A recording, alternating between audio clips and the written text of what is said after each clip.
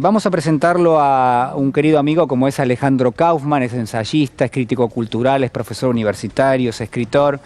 Alejandro, ¿cómo estás? Buenas noches, un gusto saludarte. Hola, ¿qué tal? Buenas noches, gracias por la invitación. Bueno, no se me ocurre nadie mejor que vos para tratar de encuadrar un poquito todo lo que estuvimos hablando esta noche en el programa, desde aquel relato de Roberto Al, como es Los Lanzallamas, donde había una denuncia bastante importante en términos de lo que era el relato de un país que era potencia a nivel internacional, productor y exportador de materias primas, pero Al lo que dice es, bueno, eso no le llega a todo el mundo, ¿no? Y quizás uno podía establecer algún tipo de paralelismo con lo que está pasando hoy. Y bueno, esto que conversábamos recién con Atilio Borón, también con Silvia Sarabia, digo, ¿cómo estás viendo todo? Estoy viendo una gran regresión, ¿no? Ujú. Hay una cantidad de cuestiones que eran un piso y ha descendido. En parte, la pandemia es una causa muy importante que habitualmente todavía en esta transición la descontamos con mucha facilidad. Ujú. Hay que empezar lo más pronto posible a no descontarla como si fuera un asiento solamente en un registro, sino ver exactamente qué efectos produjo. Y uno de ellos fue un efecto de instalar un miserabilismo, un estado de aceptación de la crueldad y de la miseria, ¿no? Es decir, hay debates, los debates que estamos teniendo son inverosímiles, ¿no? Eh, Durante décadas, y eso había llegado a la Argentina en los últimos años, el piso de una discusión social era la renta básica universal. Ujú. Como debate, es un debate que toda la población tenga derecho a la existencia, y ese es el debate de muchos de los países desarrollados, que tiene décadas, y se empezaron a hacer experimentos, encuestas y votaciones para ver la factibilidad de ese proyecto. Y esto es por izquierda y por derecha también, hay liberales que lo apoyan. Es decir, no es necesariamente anticapitalista, sino que hay distintas versiones que sostienen la renta básica universal. El piso de un debate Ujú. sobre la cuestión social en la contemporaneidad es la renta básica universal. Es decir, que toda la población, aún sin trabajar, tenga un sustento garantizado de manera incondicional. Ese es el piso de un debate. Y lo que estamos discutiendo es todo lo contrario. Estamos en una discusión que es del nivel del esclavismo. Se ha instalado con el consentimiento y con la resignación aparentemente, o no sé qué tipo de esperanza de contención, un discurso de tipo fascista que está absolutamente instalado. Se ha convertido en el tractor de la política argentina, es decir, en el mantel que se tironea en una dirección sin contrapeso. Y eso es un hecho de una gravedad inusitada, inusitada. Estamos ya aceptando la idea de quién va a ser un presidente de características fascistas. Es decir, esa palabra viene a la mente con mucha Ujú. facilidad, por más que produzca una serie de reservas, ¿no? Es decir, Ujú. se ha producido sobre el cauce de un gran sufrimiento y de tantas pérdidas una aceptación de cualquier cosa, ¿no? E inclusive un entusiasmo, ¿no? Alejandro, esa regresión que vos estás marcando y que queda muy claro y es muy gráfica en función de lo que vos decís, ¿no? En lugar de discutir una renta básica universal, empezamos a discutir si alguien tiene derecho o no a movilizarse para pedir alimentos. Digo, empezamos, digo, porque es el debate que promueve, ¿no? Que promueve por lo menos un sector de la sociedad.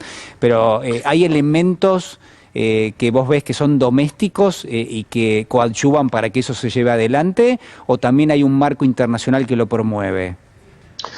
Mira, ocurren las dos cosas, pero el componente doméstico es muy significativo. Ujú. La salida de la pandemia ha producido un desbarajuste mundial, global, que todavía está en curso, en el cual contextualizaría la guerra de Europa, Sí.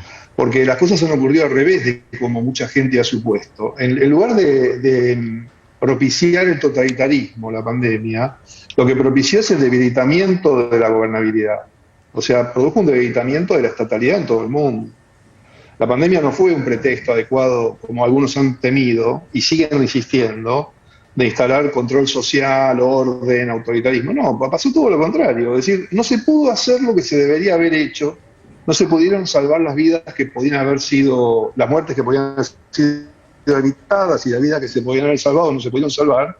Seguimos en esa escena. Esto es algo que es intolerable e inadmisible para una sociedad moderna, No ha habido otro remedio, no es un tema de buscar culpas, no es una cuestión simple de resolver, ha sido una sorpresa, algo inédito, pero en el proceso transicional de la pandemia, de la salida de la pandemia, la estatalidad parece debilitada. Todos los gobiernos del mundo están debilitados porque no pudieron garantizar la ejecución de las medidas que eran las que el Estado debe realizar.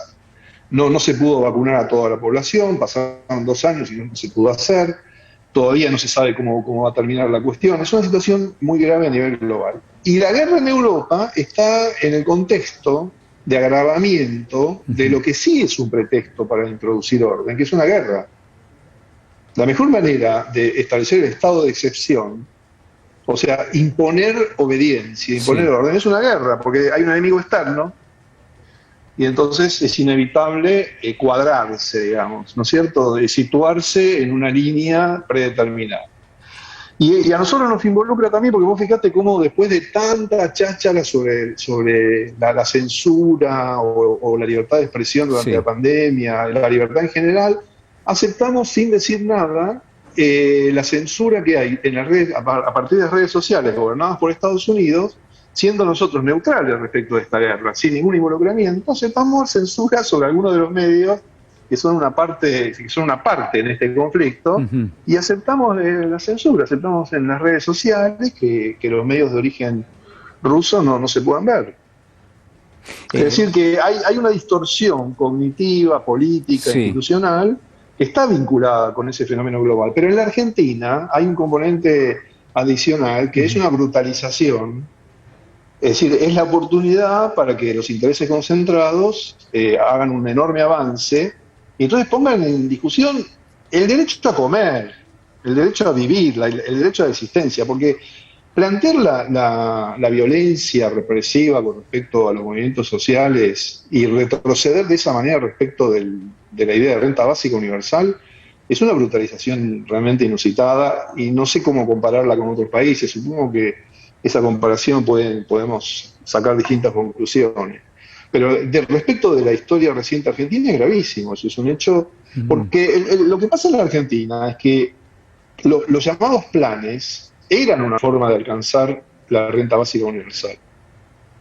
La ampliación de esa cobertura heterogénea, diversa, tendiente a la universalidad, sostenida en el tiempo, se quebró con la interrupción de algunos de esos beneficios durante la pandemia, ¿no?, en relación al problema de la deuda externa.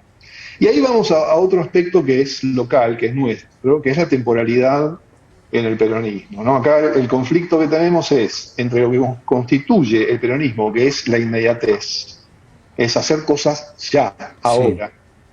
No se sabe muy bien qué, pero se hace algo ahora. Se hace algo ahora y no se habla de la pobreza. La pobreza no es un tema del peronismo, se resuelve, se hace algo que mejora la situación.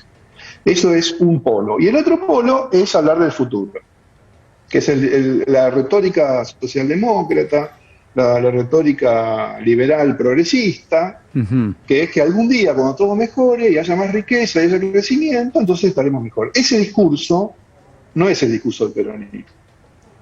Entonces me parece que el conflicto pasa por no tener advertencia de que el problema no es Néstor habría hecho lo mismo, no habría hecho lo mismo, o esto es inevitable o no es inevitable, o la correlación de fuerzas de tal o cual manera, o no se puede hacer otra cosa. Hay un problema conceptual que podemos considerar lingüístico, retórico, cómo se piensa el tiempo del pueblo. Entonces el tiempo del pueblo se lo piensa como diferido. Y todo empezó en la pandemia, cuando se hablaba del futuro. Se hablaba de el futuro no es un tema del pueblo, porque el pueblo no tiene futuro. El pueblo tiene presente. Las cosas ocurren en el presente. Comer es comer hoy. Resolver los problemas populares es resolverlos hoy. No hay un mañana. Es decir, el mañana es siempre o una escatología espiritual, que también el peronismo la tiene a su manera, y a veces es un pretexto para diferir, o es un plan de acrecentamiento de la desigualdad, que ese también es un fenómeno global que nos afecta. Una desigualdad cada vez mayor que hace inhabitable el colectivo social. Es un colectivo social inhabitable. Es decir, ¿a cuánta gente tienen que matar Sí. para que esto funcione? Alejandro, En perspectiva. la verdad que sos muy claro y de vuelta, digamos, sos muy gráfico en el planteo. Me quedo con esa fricción que vos estás marcando entre lo que son dos conceptos, ¿no? El futuro y el presente y las discusiones que se dan.